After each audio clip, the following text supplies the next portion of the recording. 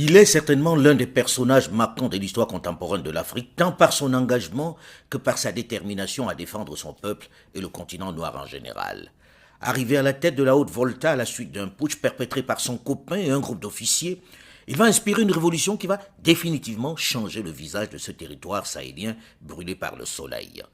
Une révolution qui va perturber l'ordre international établi comme lorsqu'il invite les nations africaines à ne plus payer leurs dettes auprès de la Banque mondiale et du Fonds monétaire international. Ou encore lorsqu'il apostrophe le président français François Mitterrand en lui reprochant d'avoir reçu le chef de l'État sud-africain Peter Botha qu'il traite de raciste. Thomas Sankara dérange. Et la révolution sankarienne séduit de nombreux jeunes par son dynamisme et ses idées progressistes. Mais en interne, le climat est de plus en plus tendu en cette année 1987. Entre les chefs de la révolution, le torchon brûle. Thomas Sankara se sent de plus en plus isolé. Je me retrouve un peu comme un cycliste qui grimpe une pente raide, qui a à gauche, à droite des précipices. Il est obligé de pédaler, de continuer de pédaler, sinon il tombe.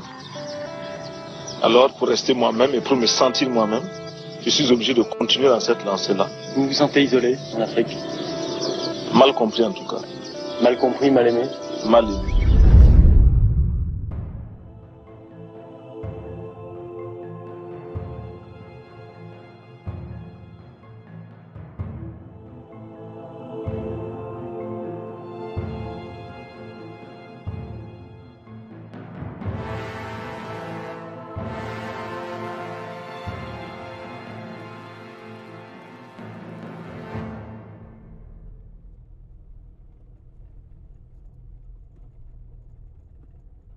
Ce 15 octobre, un jeudi, jour du sport de masse, le président du Faso, Thomas Sankara, après une courte sieste, a rendez-vous au Conseil de l'Entente pour une réunion sur la création du parti.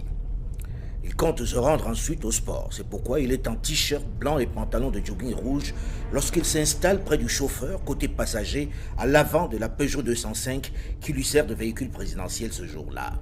Comme d'habitude, il a pris du retard sur le début de la réunion puisqu'il est 16h20 lorsqu'il arrive au Conseil de l'Entente. La réunion devait démarrer à 15h. Les autres sont déjà sur place et l'attendent. Le président et les gardes du corps sont en tenue pour aller pratiquer leur sport de masse et ne sont donc armés que de leurs pistolets automatiques. La 205, suivi par 4 de ses gardes du corps, arrive devant la cour attenant la réunion du Conseil de l'Entente. Les chauffeurs, après avoir garé leur véhicule, sortent et s'installent à l'ombre des grands arbres. Et je vous dis, moi j'avais 45 éléments qui étaient là pour la